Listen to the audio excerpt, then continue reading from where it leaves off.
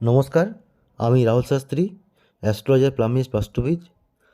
তো আপনাদের channel know astrology and my থিওরিতে আপনাদের সবাইকে স্বাগত জানাই। আজ আমি আরেকটা হস্তরেখা বিচারের নতুন একটা বিষয় নিয়ে উপস্থিত হয়েছি। আজ আমাদের বিষয় হলো দুমুখী রেখা।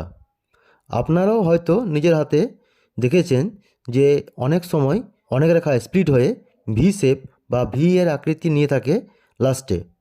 সেটা ভাগ্যরেখা হতে পারে বা মস্তিষ্ক রেখা হতে পারে, হৃদয় রেখা বা সূর্যরেখা হতে পারে, বিবাহ রেখাও হতে পারে। তো আজ আমরা জানব এই দুমুখী রেখা সম্বন্ধে। তো ভিডিওটা লাস্ট পর্যন্ত দেখবেন। আর যদি আপনার হাতেও এরকম রেখা থাকে তাহলে এটা আপনিও মিলিয়ে দেখতে পারেন। আর যদি আপনারা হাত দেখাতে চান বা কোষ্ঠী দেখাতে চান তাহলে আমার সাথে কন্ট্যাক্ট করতে পারেন। কন্ট্যাক্ট ডিটেলস ডেসক্রিপশন বক্সের পেয়ে যাবেন। এই রেখাগুলোকে খুব শুভ মনে করা হয়। তো চলুন আজ শুরু করি জীবনরেখা দিয়ে। যদি আপনার জীবনরেখা নিচে গিয়ে স্প্লিট হয়ে যায়, যদি ভি শেপ তৈরি করে, তো এরকম অবস্থায় দেখা যায় যে এরকম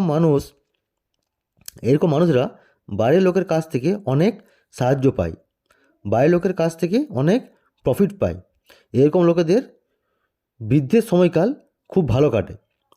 ওই বলে না লাক্সারি লাইফ, ঠিক সেরকম এদের বৃদ্ধ বয়সটা খুব লাক্সারি লাইফ কাটে। তো এটাও দেখতে পাওয়া যায় যে এরকম লোকেদের সন্তানরাও খুব সাকসেস পায় লাইফে, খুব সাকসেসফুল হয় সন্তানরা। এরকম দুমুখী রেখা থাকলে বিদেশ যাওয়ার ও সুযোগ হয়ে থাকে। এই রেখাটা যদি বাইরের দিকে যায় তো এদের জন্মস্থান থেকে বাইরে থাকলেই ভালো, অর্থাৎ এদের জন্মভূমিকে কর্মভূমি না বানানোই ভালো। এদের কর্মস্থান জন্মভূমির বাইরে হলেই এরা লাইফে বেশি সাকসেস পেয়ে থাকে।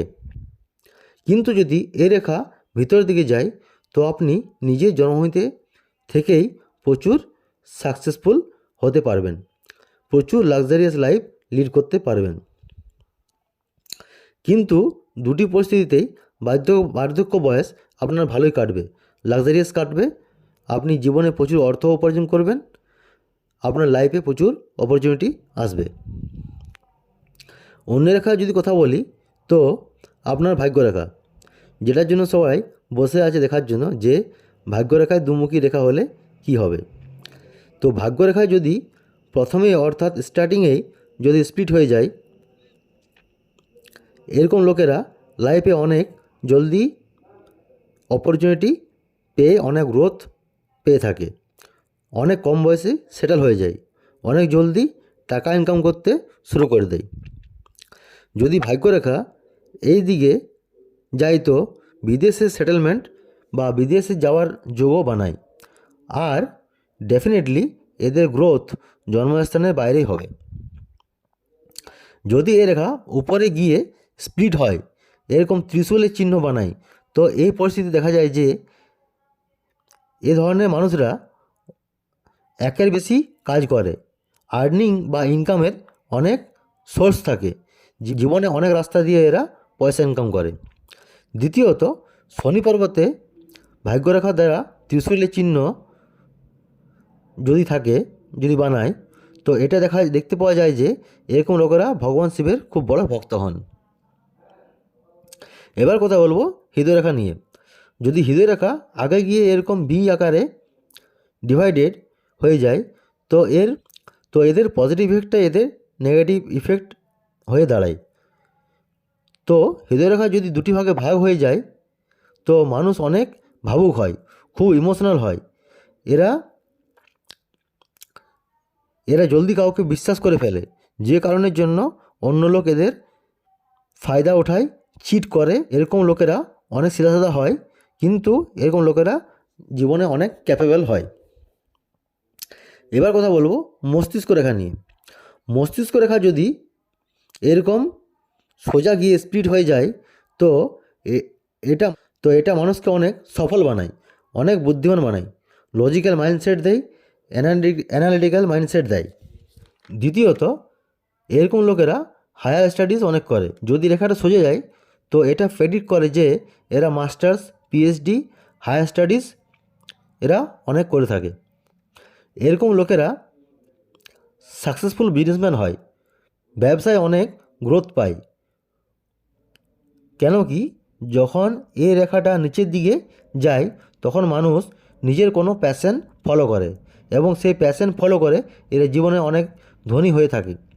তো এরকম দ্বিমুখী রেখার এই প্রভাব দেখতে পাওয়া যায়। এবার কথা বলবো সূর্যরেখা নিয়ে। সূর্যরেখা যদি এরকম ডিভাইডেড হয়ে যায় উপরের দিকে ও নিচের দিকে, তো এটা কি প্রভাব পড়ে এটা জানবো। যদি সূর্যরেখা নিচের দিকে ভি শেপ নেয় তো মানুষের মনে অনেক ডিস্ট্রাকশন আসে, একসাথে একসাথে অনেক কাজ করব এরকম মেন্টালিটি এদের থাকে, যে কারণের জন্য আপনি কোনো জিনিসে গোল ফোকাস করতে পারেন না। আর যদি এই রেখাটা মধ্যিখানে এরকম সোজা রেখা থাকে তো এটা লাভ ম্যারেজের চান্স থাকে, ইন্টারকাস্ট ম্যারেজের চান্স তৈরি করে। আর যদি উপরে ডিভাইডেড হয়ে যায় তো দেখা যায় মানুষ পৈতৃক সম্পত্তি অনেক পায়।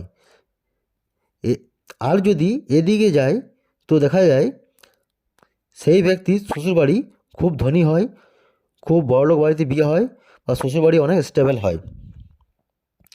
যদি বিবাহ রেখা একটা সোজা চলে যায় ও একটা নিচের দিকে যায় তো এটা দেখা যায় যে বিবাহিত জীবন প্রথম দিকে ভালোই চলে, কিন্তু কিছুদিন পর একটু ঝগড়া ঝামেলা হয়ে থাকে, কিন্তু এরকম হয় না যে ডিভোর্স হয়ে যাবে।